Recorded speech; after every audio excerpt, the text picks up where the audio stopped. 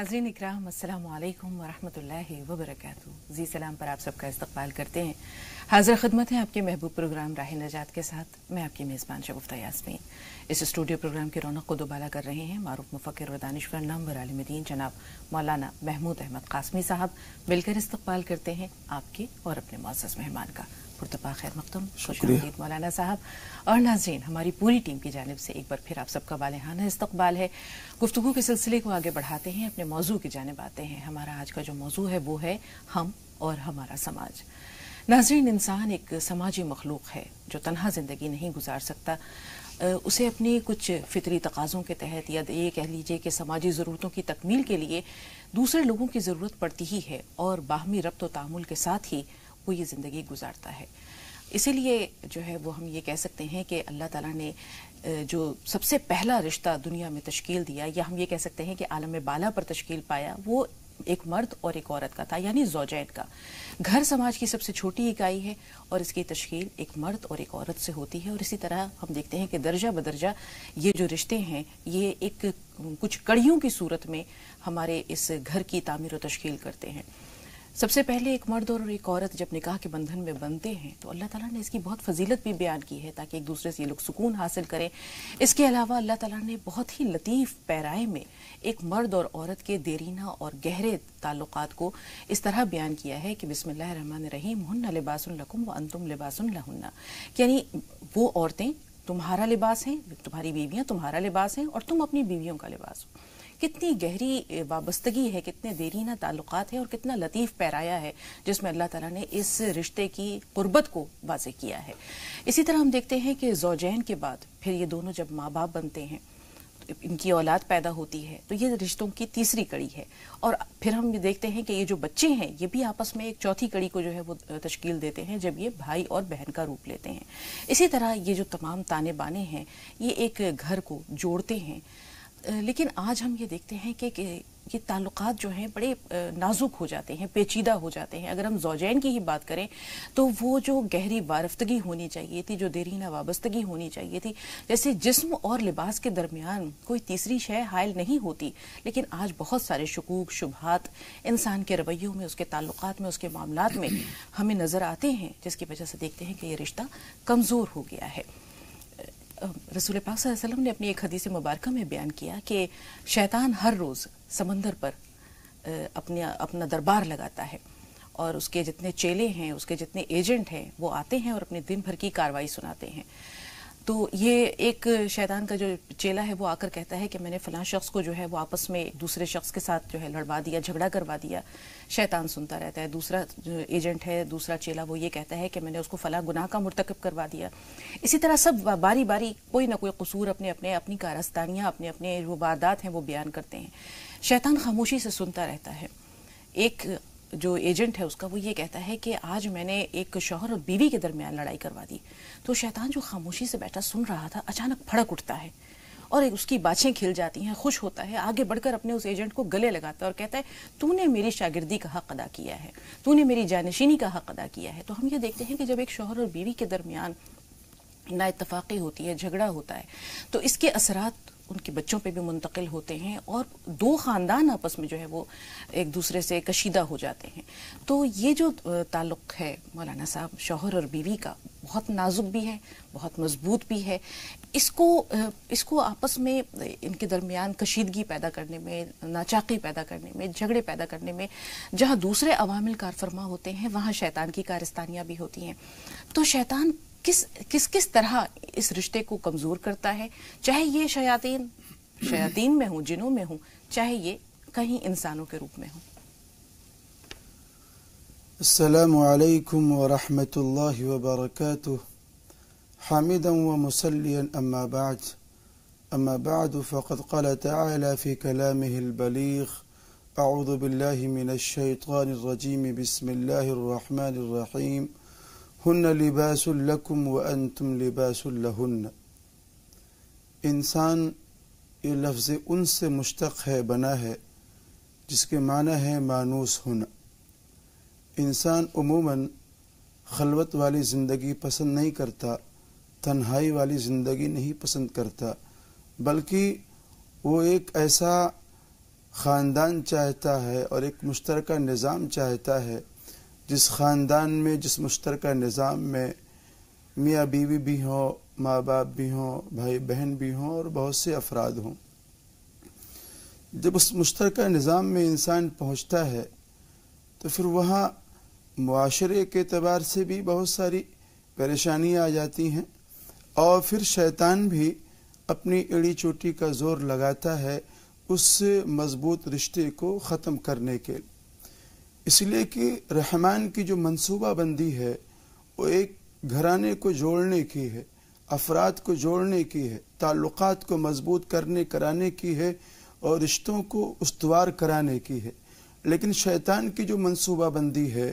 وہ اس بات کی ہے کہ گھروں کو ویران کیا جائے، رشتوں کو اجاڑ دیا جائے اور دوسروں کے حقوق کو تلف اور برباد کر دیا جائے۔ یہ شیطان کی منصوبہ بندی ہے۔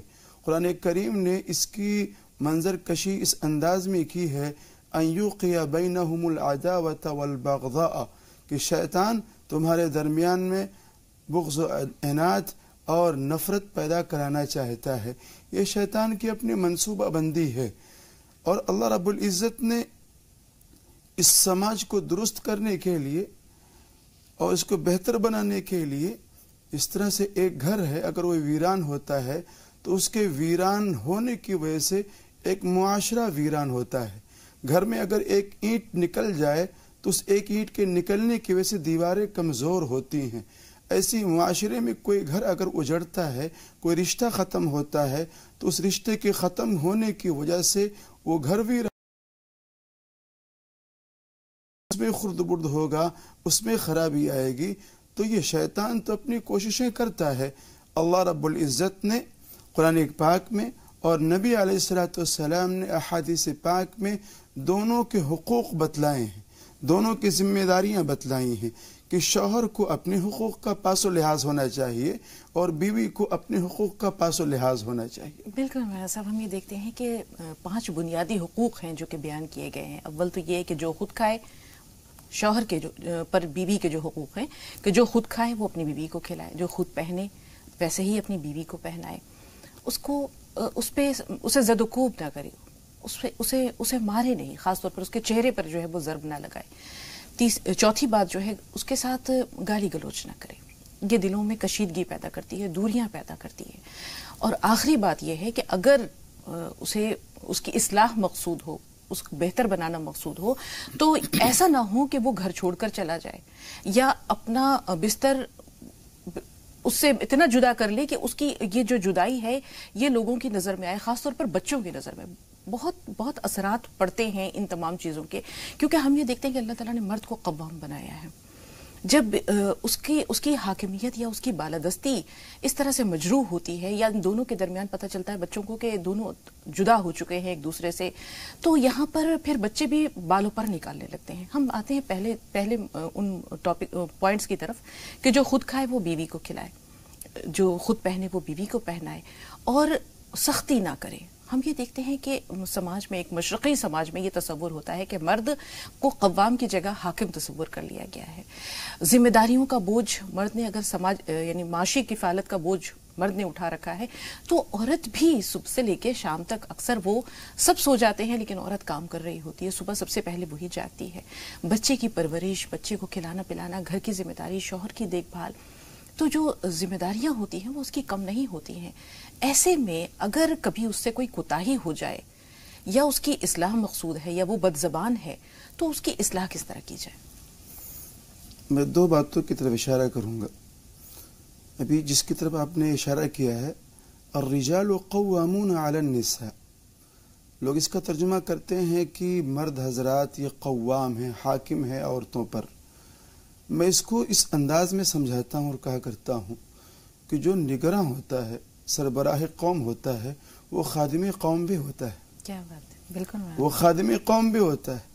تو خادم قوم کے لیے زیبا نہیں ہوتا ہے کہ وہ اپنے چہرے پہ ترشی دکھائے، ناک بھوں چڑھائے یا اس کی زبان پر سخت اور تند تیز لہجے اور زبان کا استعمال کرے، جملوں کا استعمال کرے۔ سربراہ قوم کے لیے شوبھا نہیں دیتا ہے، بلکہ اس کے لیے شوبھا دیتا ہے وہ تحمل ہے، بردباری ہے، قوت برداشت ہے اور سیاست مدنیہ اور سیاست بیتی کو وہ بروئے کار لاتے ہوئے گھر کو اپنے منظم کرے کہ کس کے ساتھ میں کس طرح کا برتاؤ کرنا ہے، اس گھر کو کیسے چلانا ہے، بیوی کو کیسے فیس کرنا ہے، ماں باپ کو کیسے فیس کرنا ہے اور بچوں کو کیسے فیس کرنا ہے. جب تک یہ سلیقہ اور قرینہ نہیں ہوگا گھر کو منظم نہیں کیا جا سکتا ہے، گھر کو بہتر نہیں بنایا جا سکتا ہے. قرآن شریف کی ایک بہت ہی خوبصورت آیت فالصالحات قانتات حافظات للغیب بما حفظ اللہ، اللہ رب العزت نے بڑے خوبصورت طریقے سے بیوی کی ذمہ داری کو یہاں بتلایا ہے کہ بیوی کی ذمہ داری یہ ہے کہ بیوی اپنے شوہر کی عدم موجودگی میں خود اپنی بھی حفاظت کرے، اپنے شوہر کے املاک کی بھی حفاظت کرے، اپنے بچوں کی بھی حفاظت کرے اور شوہر کی جو پراپرٹی ہے اس کی بھی حفاظت کرے. اسی طریقے سے اللہ رب العزت نے شوہروں کی بھی ذمہ داری کو بتلا دیا وَعَاشِرُهُنَّ بِالْمَعْرُوفِ کہ عورتوں کے ساتھ میں اچھا سلوک ہونا چاہیے، بہتر سلوک ہونا چاہیے. آج ہماری جو لائف ہے، لائف سٹائل ہے، گھر کی جو ہماری جو زندگی ہے، بول چال ہے، وہاں عجیب و غریب تو تڑاخ والی بات ہوتی ہے. وہاں شوہر بڑی بدتمیزی سے پیش آتا ہے، واقعی وہ دکھانا چاہتا ہے، باور کرانا چاہتا ہے کہ میں واقعی قوام ہوں، میں سردار ہوں، میں اور حاکم ہوں اس گھر کا. حالانکہ اللہ کے رسول نے فرمایا انا خیرکم لاہلی خیرکم خیرکم لاہلی وانا خیرکم لاہلی کہ تم میں سب سے بہتر آدمی وہ ہے جو اپنے گھر والوں کے لیے بہتر ہو اور میں اپنے گھر والوں کے لیے سب سے بہتر ہوں. نبی کی زندگی میں دیکھیں جیسا آپ کا گھر والا مسئلہ ہے وہی باہر کا مسئلہ ہے، لیکن ہمارا جو مسئلہ ہے وہ باہر میں ہے، تصنع ہے، بناوٹ ہے. کارپوریٹ زندگی میں جائیں گے تو وہاں بڑی چمک دھمک ہماری لائف کے اندر، لیکن گھر میں اگر ہم جاتے ہیں تو اپنے آپ کو بڑا بدتمیز بنا کر کے پیش کرتے ہیں. یہیں پر ہمارے لیے رسول پاک صلی اللہ علیہ وسلم کی زندگی اسوہ ہے. آپ گھر میں جب داخل ہوتے تھے تو مسکراتے چہرے کے ساتھ. حضرت عائشہ فرمایا کرتی تھیں کہ رسول پاک صلی اللہ علیہ وسلم گھر میں ہمارے ساتھ اس طرح ہوتے تھے جیسے وہ ہماری خدمت کر رہے ہیں. حالانکہ ہم ان کی خدمت کرتے تھے لیکن ایسا محسوس ہوتا تھا جیسے وہ ہماری خدمت کر رہے ہیں. اور جب نماز کا وقت ہوتا تھا تو سب کچھ چھوڑ چھاڑ کر وہ نماز کے لیے چل پڑتے تھے. آپ نے سیاست بیتی کا یعنی جو ڈومیسٹک پالیسی ہونی چاہیے، گھر کی ایک سیاست ہوتی ہے کہ کس طرح اس کو ہم اس اعتبار سے نہیں لے رہے کہ یہ بہت خراب چیز ہے. اصل میں گھر کے معاملات کو خوش اسلوبی سے سلجھانا بھی ایک ہنر ہے، بہت بہترین، بہت بڑا ہنر ہے اور یہ سب کو نہیں آتا ہے. آپ یہ دیکھیں کہ رسول پاک صلی اللہ علیہ وسلم نے ازواج مطہرات کی باری مقرر کر رکھی تھی. رسول اللہ صلی اللہ علیہ وآلہ وسلم حضرت سودا کے گھر میں تھے اور وہیں کھانا انہیں کھانا تھا. حضرت عائشہ نے اپنے گھر میں کوئی میٹھی چیز بنائی. اب ان کو یہ خواہش ہوئی کہ کاش میں رسول پاک صلی اللہ علیہ وسلم کو اس میں شریک کر سکتی یا وہ اس میں سے کچھ تناول کر سکتے. وہ لے کر حضرت سودا کے گھر میں آ گئیں اور اس کے بعد حضرت سودا بھی وہاں پر بیٹھی ہیں. انہوں نے وہ پیالہ کھیر تھی یا حلوہ تھا جو بھی تھا رسول پاک صلی اللہ علیہ وسلم کو حضرت عائشہ نے پیش کیا. رسول پاک صلی اللہ علیہ وسلم خود بھی نوش کرنے لگے، حضرت عائشہ بھی کھا رہی تھی. حضرت سودا کو یہ بات اچھی نہیں لگی تو وہ خاموش تھی، وہ کھا نہیں رہی تھی. حضرت عائشہ نے تھوڑا سا لے کر کے ان کے چہرے پہ لگا دیا تو حضرت سودا نے شکایت کی کہ دیکھیں رسول اللہ عائشہ نے کیا کیا. تو انہوں نے کہا کہ نیکی کا بدلہ نیک ہے، بدی کا بدلہ بد ہے، تم جو مناسب سمجھو کرو. تو حضرت سودا نے بھی اس میں سے حلوہ یا کھیر جو بھی تھی وہ اٹھایا اور حضرت عائشہ کے چہرے پہ لگا دیا. اتنے میں دروازے پر دستک ہوئی تو رسول پاک صلی اللہ علیہ وسلم گئے دروازے پر. حضرت عمر فاروق تھے. اس وقت تک پردے کا حکم نہیں آیا تھا تو رسول پاک صلی اللہ علیہ وسلم واپس اندر آئے اور کہا جاؤ اپنے چہرے دھو لو، عمر آئے ہیں. تو آپ یہ دیکھیں کہ وہ دونوں ایک دوسرے سے خوش طبعی بھی ہو گئی، اگر دل میں کچھ کبیدگی تھی بھی، ایک دوسرے سے تھوڑی سی رنجش ہو بھی رہی تھی تو رسول پاک نے کس طرح ایک شگفتہ مزاج بنا کر کے، ماحول بنا کر کے اس کشیدگی کو دور کر دی. ہمارے یہاں یہ ہوتا ہے کہ ایک انسان چاہے وہ شوہر ہے چاہے وہ بیوی ہے، اپنی بات منوانے میں وہ یہ نہیں دیکھتے کہ گھر کا کتنا نقصان ہو رہا ہے. اگر شوہر بیوی کی مانتا ہے تو یہ ہم کہیں گے کہ اچھی بات نہیں ہے. مرد کی مردانگی اس میں ہے کہ اللہ تعالیٰ نے اسے قوام بھی بنایا ہے اور یقینی طور پر عقل و دانش کے اعتبار سے عورت پر فضیلت بھی دی ہے. اچھا یہ ہوتا ہے کہ بیوی اپنے شوہر کی تابعداری کرے. اگر وہ کوئی مشورہ مانگے تو بیوی اسے مشورہ دے سکتی ہے لیکن وہ اس پر حاکمیت جتائے، یہ مشرقی تصور نہیں ہے مولانا صاحب. اس سے ہم یہ دیکھتے ہیں کہ وہ گھرانے جہاں عورتوں کا طوطی بولتا ہے یا عورت کا دبدبہ زیادہ ہے، وہ گھرانے کبھی بہت خوشحال بھی نہیں ہو سکتے اور سماج میں ان کا کوئی وہ مقام اور مرتبہ بھی نہیں ہوتا جہاں مردوں کی جو بالادستی سے ہوتا ہے یا مردوں کے حاکمیت سے ہوتا ہے. قوام کے اعتبار سے ہم بات کر رہے ہیں. اب ہم آتے ہیں بیوی پر شوہر کے جو حقوق ہیں اس میں ایک بہت بڑا حق یہ ہے کہ اول تو اس کی تابعدار ہے، دوسرے آپ نے کہا کہ وہ اس کی محافظ بھی ہے، چاہے وہ اس کی عزت و آبرو ہے، چاہے اولاد ہے، اس کی مال ہے۔ ایک چیز اور رسول پاک صلی اللہ علیہ وسلم نے فرمائی کہ وہ اس کے بستر پر کسی ایسے شخص کو نہ بیٹھنے دے جسے وہ پسند نہیں کرتا ہے، یا اس کی عدم موجودگی میں کسی ایسے شخص کو اندر نہیں آنے دے۔ حضرت ام حبیبہ حضرت ابو سفیان کی بیٹی تھیں، اور رسول پاک صلی اللہ علیہ وسلم کی جب زوجیت میں آئیں تو ابو سفیان اس وقت تک اسلام نہیں لائے تھے۔ جب وہ ان کی عدم موجودگی میں اپنی بیٹی سے ملنے آئے تو حضرت ام حبیبہ نے اپنا بچھونا، رسول پاک صلی اللہ علیہ وسلم کا بستر موڑ دیا، بچھونا موڑ دیا۔ تو ابو سفیان کہنے لگے رملہ یہ تم نے کیا کیا؟ کیا تمہیں یہ منظور نہیں کہ میں جو ہے یہاں پر بیٹھوں؟ تمہیں یہاں میرا بیٹھنا بھی ناگوار گزر رہا ہے۔ تو انہوں نے کہا کہ یا رسول ابا جان یہ رسول اللہ کا بستر ہے اور میں نہیں چاہتی کہ ان کے بستر پر کوئی دوسرا شخص بیٹھے۔ تو انہوں نے کہا کہ رملہ تمہارے جو ہے اخلاق اور عادات ہیں پہلے جیسے نہیں رہے، یا تمہارے جو آداب ہیں وہ پہلے جیسے نہیں رہے، لیکن اللہ تعالیٰ نے کہا ہے کہ رسول پاک صلی اللہ علیہ وسلم نے بھی یہ فرمایا ہے کہ جو شوہر کا مقام اور مرتبہ ہے وہ بہت بالا ہے۔ اگر اللہ کے بعد کسی کو سجدہ روا ہوتا تو رسول اللہ نے کہا تھا کہ میں عورتوں کو حکم دیتا۔ تو یہ چیز ہمارے سماج میں آج کتنی مفقود ہے۔ ایک بہت ہی خوبصورت اشارہ میں کروں گا کہ میاں اور بیوی دونوں ایک دوست بھی ہیں، اور دوستی میں انا نہیں چلتی، دوستی میں انا نہیں چلتی، چاہے وہ شوہر ہو چاہے بیوی ہو۔ زندگی کے دو خوبصورت پہیے ہیں یہ۔ ظاہر سی بات ہے اگر ایک پہیا پنچر ہو جائے، اس میں خرابی ہو جائے تو یہ کاروان حیات، یہ کاروان زندگی آگے نہیں بڑھ سکتی ہے۔ تو وہاں بڑی خوش اسلوبی کے ساتھ میں اپنی انانیت کو ختم کرنا چاہیے اور دوست سمجھ کر کے وہاں رفع و درگزر سے کام لینا چاہیے۔ رہی بات زوجین کے ان تمام معاملات کی اور شوہر کے احترام کی، بیوی کے احترام کی، تو نبی علیہ السلام نے تو یہاں تک ارشاد فرما دیا کہ اگر کوئی شوہر ناراض ہے، کوئی شوہر اگر ناراض ہے اور اس بیوی نے اپنے شوہر کو راضی نہیں کیا تو فرمایا کہ وہ جہنم میں جائے گی۔ اور اسی طریقے سے فرمایا کہ اگر کوئی شخص ایسا ہے جو اپنی بیوی سے راضی ہے اور بیوی نے اپنے شوہر کو راضی کر لیا تو اس کے بارے میں اللہ کے رسول نے فرمایا کہ وہ جنت میں جس دروازے سے چاہے وہ داخل ہو جائے۔ یہ ایک بہت بڑا مقام ہے، اور کوشش یہ کرنا چاہیے شوہر کو بھی اپنے تئیں سے کہ بیوی کی جو طیب خاطر کرے اور کوئی اس طرح کی بات نہ کرے جو خاندانی اعتبار سے، معاشرتی اعتبار سے، سماجی اعتبار سے اس کو برا لگے، اور باہم میل ملاپ دونوں کے اندر بہتر رہے اور اچھا رہے۔ اس کی کوشش شوہر کو کرنی چاہیے۔ مولانا صاحب اکثر کالز آتی ہیں کہ شوہر بات بات پہ خفا ہو جاتے ہیں، کبھی گھر چھوڑ کر چلے جاتے ہیں، کبھی جو ہے وہ بات چیت بند کر دیتے ہیں، تو ایسے میں کیا بیوی مناتی رہے تمام عمر؟ دیکھیے وہاں شوہر کا جو مسئلہ ہے وہاں ایک سربراہ قوم کا ہے۔ اگر سربراہ قوم ہی گھر چھوڑ کے بھاگ جائے اور نکل جائے تو اس معاشرے کا کیا ہوگا، اس گھر کا کیا ہوگا؟ قوام اسی لیے بنایا گیا اس کو کہ منٹلی اعتبار سے، دماغی اعتبار سے، قوت مدافعت کے اعتبار سے اللہ رب العزت نے اس کو مستحکم بنایا ہے، مضبوط بنایا ہے، اسٹرانگ بنایا ہے۔ اسی لیے اللہ رب العزت نے اس کو سربراہ قوم بنایا ہے، اسی لیے اس کو گھر کی ذمہ داری دی ہے۔ اگر وہ کمزور ہوتا، ناتواں ہوتا اور اس کے اندر یہ اس طرح کے فیصلے لینے کی قوت نہ ہوتی تو اللہ اس کو قوام نہ بناتا۔ اگر قوامی ایسا کام کرے گا، ایسی حرکت کرے گا تو اس معاشرے کا، اس گھر کی تو لٹیا ڈوب جائے گی۔ کبھی کبھی ایسا ہوتا ہے کہ بیویاں بھی گھر چھوڑ کر چلی جاتی ہیں، برسوں جا کر میکے بیٹھی رہتی ہیں۔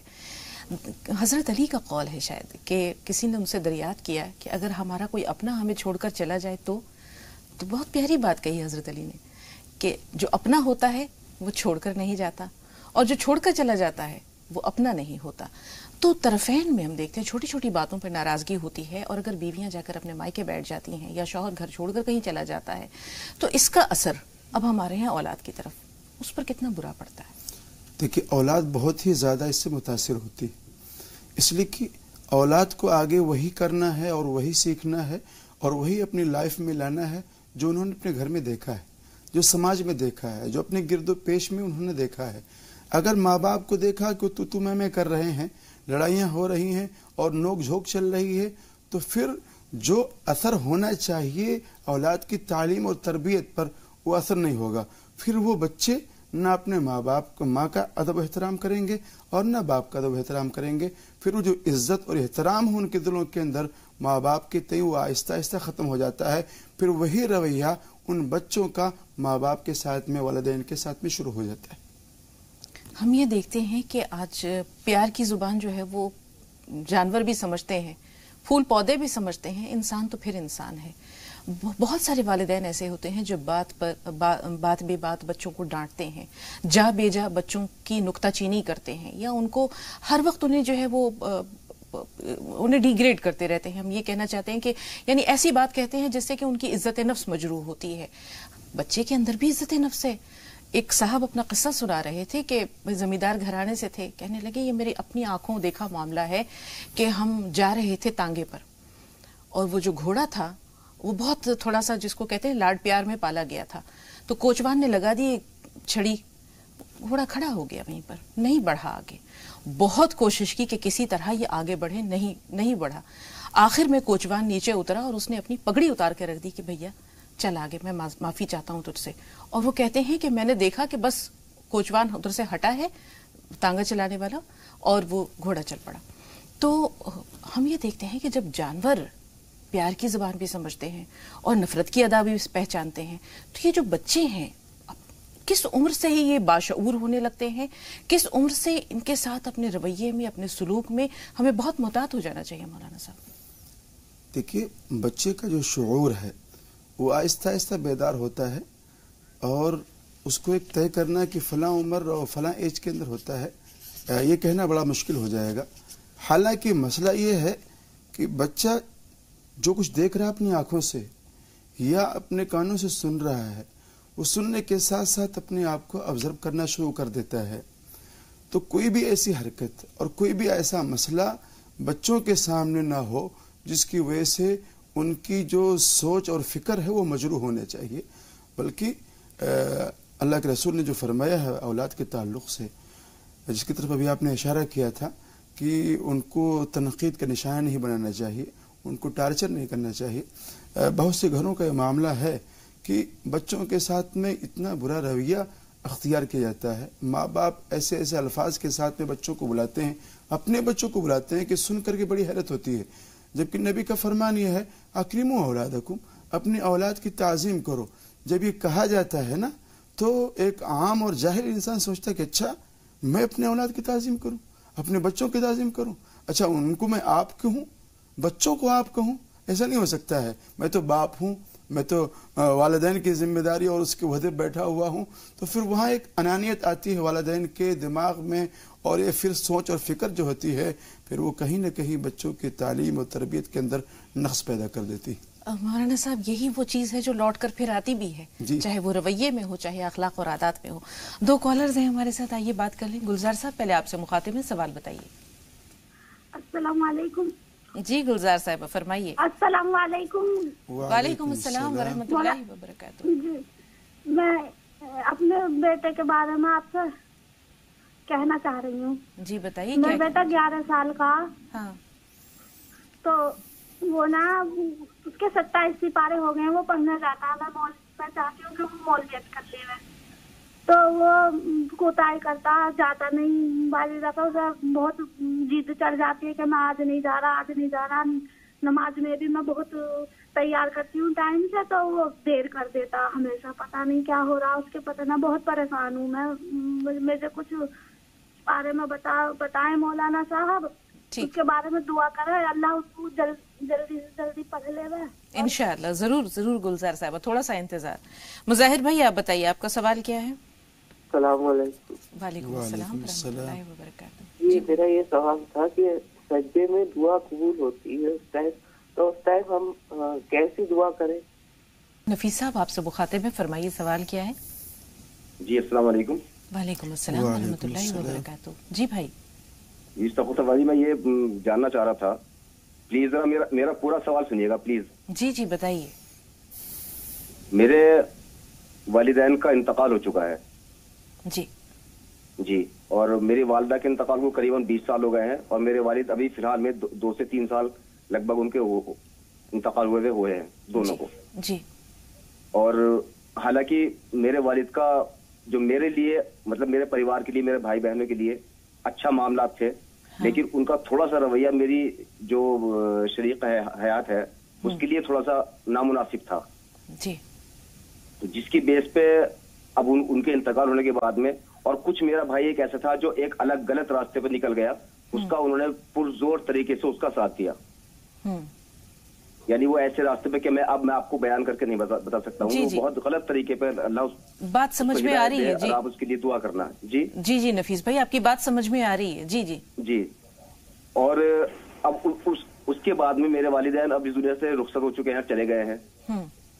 تو وہ بیوی ان کو لے کے، یعنی ہمارے آپسی معاملات میں، میری بیوی کو میرے معاملات میں کبھی اس نے میرے سے یہ شکایت نہیں کی ہے کہ مجھے یہ پریشانی ہے، آپ میری یہ دور کیجیے گا. یعنی ہمارے آپسی معاملات میں کبھی کوئی جھگڑا کسی بات کا نہیں ہوا ہے. جی. وہ میرے سے خوش ہے، میں اس سے بے انتہا خوش ہوں. لیکن باہر کے معاملات کی وجہ سے ہمارے یہاں اکثر نااتفاقی ہوتی رہتی ہے. اکثر کسی نہ کسی بات پہ، میرے والدین کی وجہ سے، میرے بھائی بہنوں کی وجہ سے کسی نہ کسی بات پہ نا وہ ناراض ہو جاتی ہیں. حالانکہ میں چاہتا ہوں، اللہ میرا گواہ ہے، میں نہیں چاہتا ہوں کہ میرے گھر میں کسی بھی طرح سے میاں بیوی میں ٹینشن ہو. میری 2 بیٹیاں ہیں، ایک کا نام مسکان ہے، ایک کا الفشا ہے. جی. تو میں چاہتا ہوں کہ آپ پلیز آپ اپنے طریقے سے، تھوڑا میری بیوی سن رہی ہیں، میں باہر ہوں، وہ اندر ہی ہے ٹی وی کے سامنے، ان کو ذرا بتائیے گا، پلیز سمجھائیے گا. ضرور نفیس بھائی. ایک کال اور لے رہے ہیں رشید بھائی آپ کی، اور اس کے بعد نفیس صاحب انشاءاللہ آپ کے سوال کی طرف آتے ہیں. رشید بھائی سوال بتائیے. السلام علیکم. وعلیکم السلام. جی میری بیٹی ہے 24 سال کی. بیٹی نے بی ٹیک کیا ہوا ہے، رشتہ نہیں ہو پا رہا ہے. ٹھیک ہے. یہ بتائیے رشید بھائی، رشتے بالکل نہیں آ رہے ہیں یا آتے ہیں تو اس لڑکی کے ہم پلہ نہیں ہوتے، برابر نہیں ہوتے؟ جی یہی بات ہے. جی ٹھیک ہے. پہلے ہم نفیس بھائی کا سوال لے رہے ہیں کیونکہ وہ ہمارے ٹاپک سے بھی ریلیٹڈ ہے. دوسرے انہوں نے کہا کہ ان کی اہلیہ سن رہی ہیں، آپسی تعلقات بہت اچھے ہیں، لیکن ماضی کی باتوں کو لے کر کے یا حال میں کچھ ایسی باتیں آ جاتی ہیں یا بیوی پر کچھ الزامات گھر والے لگا دیتے ہیں تو پھر وہ ناچاقی ہو جاتی ہے. کریں تو کیا کریں؟ دیکھیے، بیوی کے ذمے شوہر کی خدمت ہے، لیکن شوہر کے جو اور رشتہ دار ہیں، ماں باپ بھی ہیں، بھائی بہن ہیں، دیور جیٹھ ہیں، ان کی خدمت نہیں ہے. ہاں، جو شوہر ہے اس شوہر سے متعلق ان کی خدمات ہیں. والدین کی خدمت شوہر کے متعلق ہے، بھائی بہنوں کی خدمت شوہر سے متعلق ہے. تو وہ شوہر اپنی بیوی کو یہ سمجھائے کہ بھئی دیکھو، تمہارا مسئلہ ہماری ذات سے متعلق ہے، اگر آپ کچھ خدمت کرتی ہو تو سونے پہ سہاگا، آپ کو اس کا ثواب ملے گا، اس کی فضیلت ہے. لیکن اگر آپ نہیں کرتی ہو تو اس پر کوئی عتاب بھی نہیں. مولانا صاحب چھوٹی سی بات ہے، جیسے وہ یہ کہہ رہے ہیں کہ یہاں معاملہ خدمت کا نہیں ہے، اس دل آزاری کا ہے جو ان کے والد کی وجہ سے ان کی بیوی کو ہوئی ہے. اب وہ دنیا میں بھی نہیں ہے، لیکن کبھی کبھی کیا ہوتا ہے، گھر والے ماضی کی راکھ کو کریدتے ہیں، نتیجہ یہ ہوتا ہے کہ وہ چنگاری پھر بھڑک اٹھتی ہے. تو اب یہ شوہر کریں تو کیا کریں؟ اپنے بھائی بہنوں کو کس طرح سمجھائیں کہ جو بیت گیا سو بیت گیا، جو باتیں ختم ہو چکی انہیں دوبارہ نہ دہراؤ، یا اس کی دل آزاری نہ کرو، یا اس پہ کچھ ایسے الزامات نہ لگاؤ کہ پھر وہ پرانے زخم جو ہیں وہ رسنے لگیں. یہ بات بھی تھوڑا سا ہو جائے تو شوہر یہ سمجھا دے اپنی اہلیہ کو کہ ہم سے جو متعلق ہے وہ ہمارے بھائی بہنوں اور ماں باپ کی خدمت ہے، آپ اس میں دخل اندازی نہ کریں، ہم آپ کی خدمت کر ہی رہے ہیں. تو اس طرح سے اپنی اہلیہ کو سمجھا دیں، اور اگر اہلیہ چاہیں تو ان کی خدمت کریں، نہ چاہیں تو نہ کریں، اس میں وہ بااختیار ہیں. دوسری بات یہ ہے کہ یہاں شوہر کی بھی ذمہ داری بنتی ہے کہ اپنے اہلیہ کو تسلی بھی دے، اور اپنے بھائی بہنوں کو یا جہاں سے اس طرح کی باتیں اٹھ کر کے آ رہی ہیں ان کو سمجھائیں اپنے لب و لہجے کے اندر، اور دل آزاری سے ان کو بچنے اور بچانے کی بھی تلقین کریں، اور ان کے لیے خیر کی، عافیت کی، رحمت کی ان کے لیے دعا کریں کہ بھی اس طرح سے جو ہمارا ایک خوشگوار گھرانہ ہے اور اچھا معاشرہ تشکیل پا رہا ہے، اس کے اندر اس طرح سے وہ لوگ دخیل نہ بنیں. جی، کیا آپ یہ مشورہ دیں گے کہ شوہر بیوی کے ساتھ اپنی محبت میں اور اضافہ کر دیں، اس کی دلداری میں اور اضافہ کر دیں تاکہ پرانی جو باتیں ہیں وہ بھلا دیں؟ بالکل دلداری کرنی چاہیے ان کو. اور جیسا کہ میں نے کہا تھا کہ وہ دونوں ایک دوست بھی ہیں میاں بیوی کے ساتھ میں، اور دوستی میں آنا نہیں چلتی. اگر شوہر کو یہ لگتا ہے کہ میرے تھوڑا سا جھکنے کی وجہ سے، میری دلداری کی وجہ سے میری بیوی خوش ہو جائے تو شوہر کو کرنا چاہیے. یہاں تک کہ پیار و محبت کے لقمے بھی اس کے منہ میں رکھنے چاہیے اور ڈالنے چاہیے. ٹھیک ہے، ان کی اہلیہ کو بھی یہ چاہیے کہ جو بیت گیا سو بیت گیا، پرانی باتوں پر مٹی ڈالیں، نئے سرے سے ہر صبح جو ہے وہ ایک نئی زندگی کا ایک نیا چیپٹر، نیا باب لے کر آتی ہے، اسے مسکراہٹوں کے ساتھ لکھیے. تبسم صاحبہ آپ سے مخاطب ہے، فرمائیے سوال کیا ہے؟ السلام علیکم باجی. وعلیکم السلام. جی باجی میرا یہ سوال ہے کہ تہجد کا نماز کیسے پڑھا جاتا ہے اور کس طریقے سے پڑھا جاتا ہے، اس میں کیا پھول پڑھنا چاہیے اور کیا وہ نماز اندھیرے میں پڑھی جاتی ہے؟ ٹھیک ہے، تھوڑا سا انتظار. شہناز صاحبہ آپ بتائیے آپ کا سوال کیا ہے؟ ہلو جی بہن فرمائیے. السلام علیکم. وعلیکم السلام. وعلیکم السلام. وہ جب نماز پڑھتے ہیں تو یہ جائے نماز کہتے ہیں کہ تھوڑی سی ترچھی ہونا چاہیے، تو داہنے ہاتھ کی طرف ترچھی کریں کہ بائیں ہاتھ کی طرف؟ جی مولانا صاحب. نہیں، ایسا تو ہم نے نہ سنا ہے. ہماری مسجد میں ترچھی نہیں بچھائی جاتی ہے جائے نماز، مصلی سیدھے بچھایا جاتا ہے، چٹائیاں سیدھی بچھائی جاتی ہیں. ہاں اگر آپ کا گھر کوئی ایسا ہے کہ جس کا اینگل ایسا بنتا ہے کہ وہاں ترچھا بچھانا پڑے تو ایک الگ مسئلہ ہے، الگ مسئلہ ہے. وہاں آپ چاہے دائیں طرف کو جھکا لیں یا بائیں طرف کو جھکا لیں، یعنی رخ قبلے کی طرف، رخ قبلے کی طرف ہونا چاہیے بس. دو سجدوں کے درمیان یا سجدے کے دوران، جیسے بھائی کا سوال تھا مظاہر صاحب کا کہ دعا اگر مانگی جائے تو کس انداز میں مانگی جائے؟ دیکھیے نبی علیہ السلام کی جو سیرت ہے آپ اس میں دیکھیں گے کہ آپ علیہ السلام بڑے لمبے لمبے سجدے کیا کرتے تھے یا بڑے لمبے لمبے رکوع کیا کرتے تھے. تو لمبے سجدوں اور لمبے رکوع کے اندر جو سبحان ربی العظیم، سبحان ربی الاعلیٰ جو ہے، اس کے علاوہ آپ علیہ السلام جو مختلف دعائیں ہیں ان دعاؤں کو آپ پڑھا کرتے تھے. ایسے آپ بھی جو نفلی نمازیں ہیں ان نفلی نمازوں میں ربنا اتنا فی الدنیا حسنہ وفی الآخرۃ حسنہ ربنا ظلمنا انفسنا وان لم تغفر لنا وترحمنا، یا اور جو آپ کو اس طرح کی آیتیں یا اوراد جو آپ کو یاد ہیں وہ آپ اپنے دنیا کے لیے اور آخرت کے لیے پڑھ سکتے ہیں اس میں. جی، بچی نے بی ٹیک کیا ہے، رشتے جو ہیں وہ آ تو رہے ہیں جیسے بھائی نے کہا دبے لفظوں میں، لیکن اس کے ہم پلہ نہیں آ رہے. ماشاءاللہ وہ ہائیلی کوالیفائڈ ہے. دو وظیفے نوٹ کر لیں اور یاد کر لیں. ایک وظیفہ تو ہے هو الذي خلق من الماء بشرا فجعله نسبا وصهرا وكان ربك قديرا. 21 دن پڑھنا ہے 313 مرتبہ، اور یا لطیفوں کو اول آخر درود شریف ملا کر کے 300 مرتبہ پڑھیں. اللہ رب العزت کی بارگاہ الہی میں دعا کریں، انشاءاللہ رشتے جلد آئیں گے اور مناسب آئیں گے. جی، تہجد کا طریقہ دوسرے وہ دریافت کرنا چاہ رہی ہیں کہ کیا یہ اندھیرے میں پڑھی جاتی ہے، تو تھوڑی سی وضاحت یہ کہ تہجد اور فجر کے دوران کتنا وقفہ ہونا چاہیے؟ دیکھیں وہ بات وقفے کا کوئی نہیں ہے، بس وہاں کی طلوع فجر کا جو مسئلہ ہے، طلوع فجر سے پہلے پہلے آپ تہجد کی نماز پڑھ لیں. 4 رکعت 6 رکعت 8 رکعت جو بھی آپ کو میسر ہو پڑھ لیں. اجالے اور اندھیرے کا کوئی مسئلہ نہیں ہے. آپ لائٹ بند کر کے پڑھنا چاہیں لائٹ بند کر کے پڑھ لیں، اجالے میں پڑھنا چاہیں اجالے میں پڑھ لیں، اور پابندی کے ساتھ میں پڑھیں. بہت ہی اچھی نماز ہے اور اللہ تعالیٰ کے قرب اور اللہ تعالیٰ کی معرفت حاصل کرنے اور حاصل ہونے کرانے والی یہ نماز. طریقہ دریافت کیا انہوں نے؟ لیکن طریقہ اس کا بہت معروف ہے کہ جس طرح سے عام نمازیں ہوتی ہیں اسی طرح سے یہ نماز بھی ہے. اس میں کوئی مخصوص صورت پڑھنا کہ نہیں سورہ اخلاص آپ کو 11 بار پڑھنا ہے، 7 بار پڑھنا ہے، 9 بار پڑھنا ہے، ایسا کوئی مسئلہ نہیں ہے. آپ کو جو بھی سہولت ہو، جو بھی صورتیں یاد ہوں، آپ اس کو ترتیب کے ساتھ پہ پڑھیں. جی، اس دوران کے کچھ اور کالز آئیں. بھائی کا سوال پھر ذہن میں آ رہا ہے، جیسے آپ نے کہا، ہم نے بھی کہا کہ پرانی باتوں کو ختم کر دینا چاہیے، لیکن ہم یہ دیکھتے ہیں کہ اگر ان کی اہلیہ ان باتوں کو ختم کر بھی دیتی ہیں تو گھر کے جو دیگر رشتہ دار ہیں، چاہے وہ ان کے اپنے بھائی ہیں، اپنی بہن ہے، جیسے دیور ہے، نندے ہیں، یہ اپنے بھائی کو پھر انہی باتوں کی طرف ورغلاتی رہتی ہیں یا ان باتوں کی یادیں تازہ کرتی رہتی ہیں. تو ایسے میں تو مولانا صاحب محبت نہیں پنپے گی. دیکھیے پھر میں تو یہی کہوں گا کہ عفو اور درگزر سے کام لینا چاہیے. معاف کرنے والا اس شخص سے بڑا ہی ہوتا ہے. اپنا دل اور اپنا سینہ آپ کشادہ رکھیں، انشاءاللہ بولنے والے کہنے والے کہتے کہتے تھک جائیں گے اور آپ کی شخصیت پر کوئی داغ کوئی حرف نہیں رہے گا.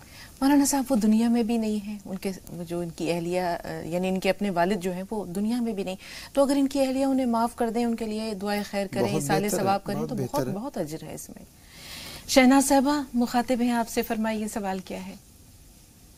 میرا یہ سوال ہے کہ میں سفر میں کہیں جا رہی ہوں، میرا بیٹا میرے ساتھ ہے تو اس کا شیر جھپٹتا ہے، تو جیسے بہن ذرا بلند آواز سے اپنی بات ایک بار دہرائیے اپنا خواب بلند آواز سے۔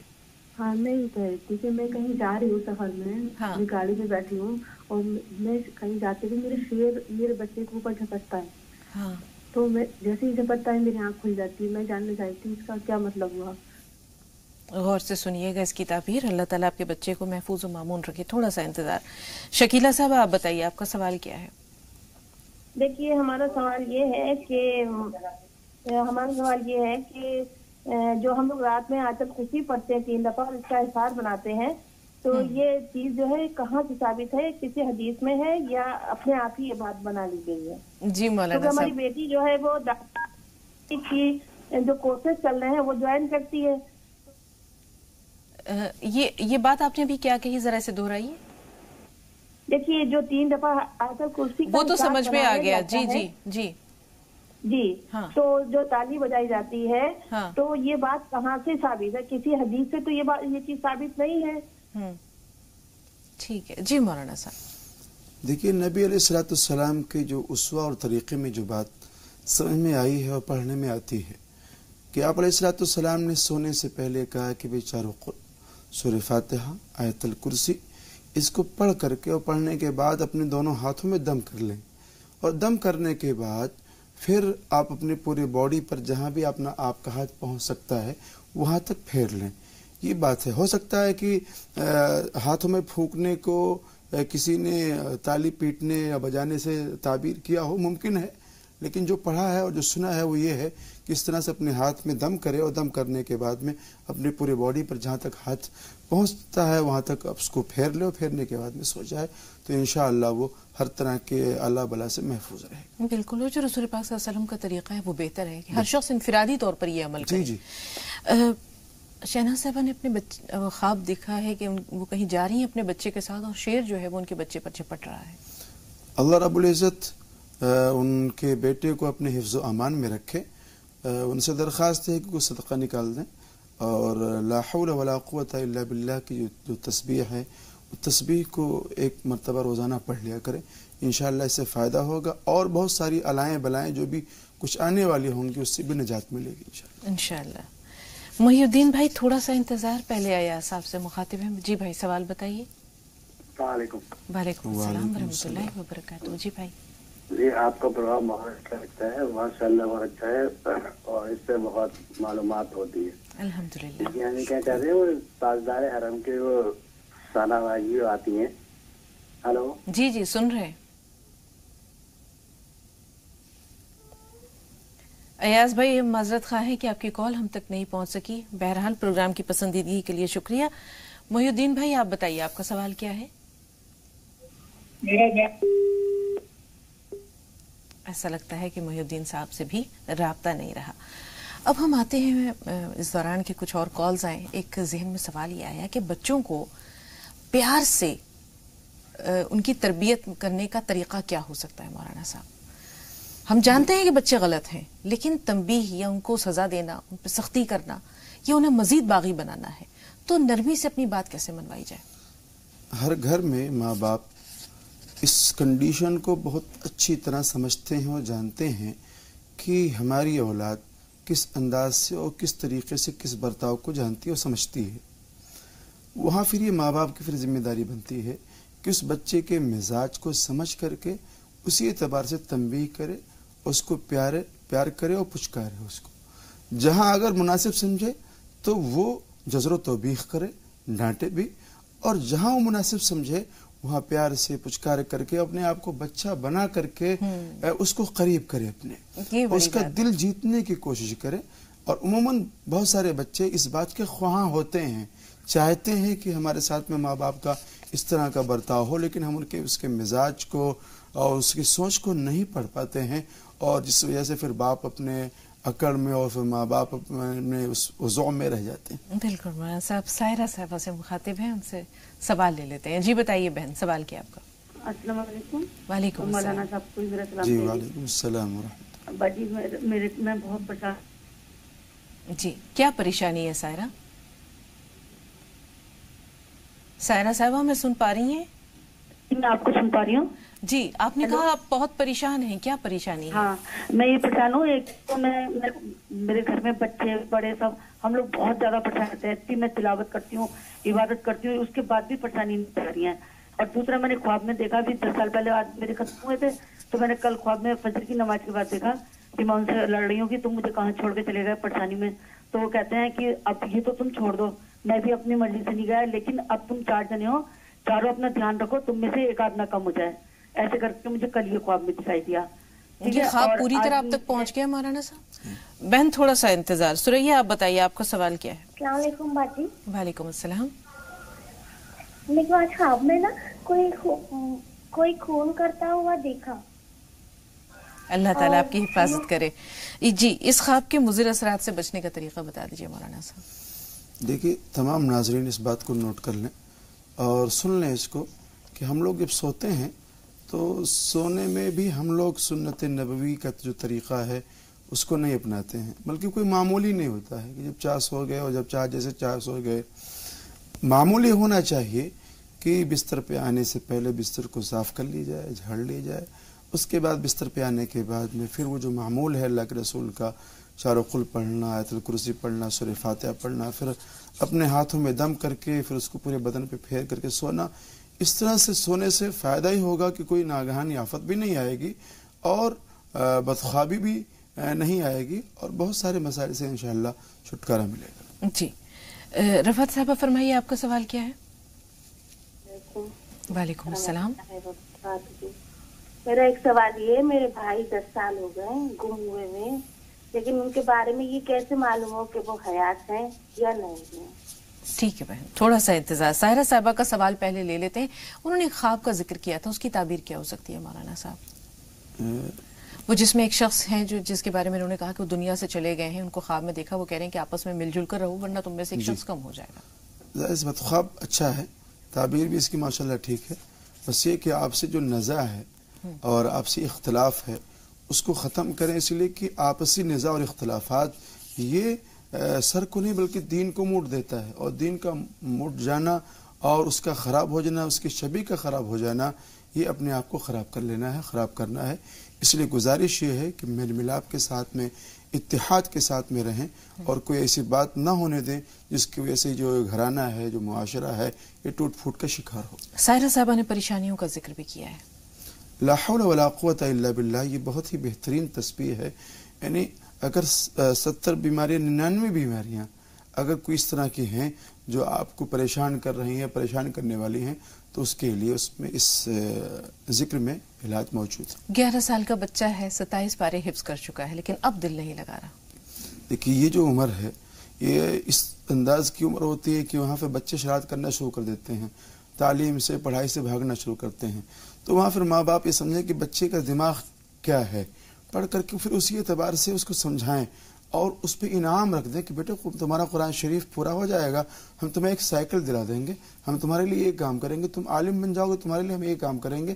اس طرح کے پرائز وغیرہ رکھیں ان بچوں کے لیے, تو انشاءاللہ بچے بڑے شوق سے کام کریں گے. جی مولانا صاحب عاکفہ سے مخاطب ہیں. جی بتائیں بہن سوال کیا ہے؟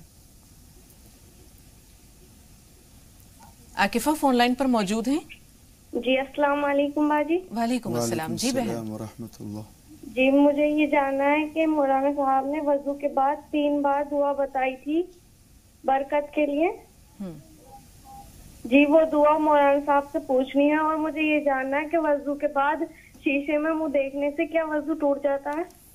جی مولانا صاحب جس وظیفے کے تعلق سے وہ کہہ رہی ہیں, شاید اگر میرا بتلایا ہوا ہو, اگر وہ تو میں نے وضو کے بعد نہیں بتلایا ہے. اگر میرا بتلایا ہوا ہے, میں نے یہ کہا تھا برکت کے تعلق سے, کشادگی رزق کے تعلق سے, کہ دوران وضو جو وظیفہ, جو عمل نبی علیہ الصلوۃ والسلام سے ثابت ہے وہ یہ ہے, اللہم اغفر لی ذنبی ووسع لی فی داری وبارک لی فی رزقی. اللہم اغفر لی ذنبی ووسع لی فی داری وبارک لی فی رزقی. دوران وضو جتنی بار بھی ہو جائے اس کو آپ پڑھتے رہیں. رہی بات وضو کے بعد آئینہ دیکھنے سے، شیشہ دیکھنے سے وضو ٹوٹ جائے گا، ایسا کوئی مسئلہ نہیں. بہت شکریہ مولانا صاحب. انشاءاللہ کل پھر آپ سے ملاقات ہوگی. کچھ رشتے ہیں جن پر آج گفتگو نہیں ہو سکی، یا وہ رشتے جو اور بھی ہماری زندگی میں ہیں جن کی ضرورت بھی ہے اور اہمیت بھی ہے، اس پر انشاءاللہ کل آپ سے پھر اور گفتگو کریں گے. تو آج بہت شکریہ اسٹوڈیو میں تشریف آوری کے لیے، ناظرین کی رہنمائی کے لیے. تو ناظرین انشاءاللہ یہ موضوع جاری ہے، کچھ اور حوالوں سے، کچھ نئے رشتوں کے تعلق سے کل بھی گفتگو ہوگی. فی الحال راہ نجات میں آپ سے اجازت لے رہے ہیں. تو آپ زی سلام دیکھتے رہیں. ہمیں کل تک کے لیے اجازت دیجیے. السلام علیکم ورحمۃ اللہ وبرکاتہ.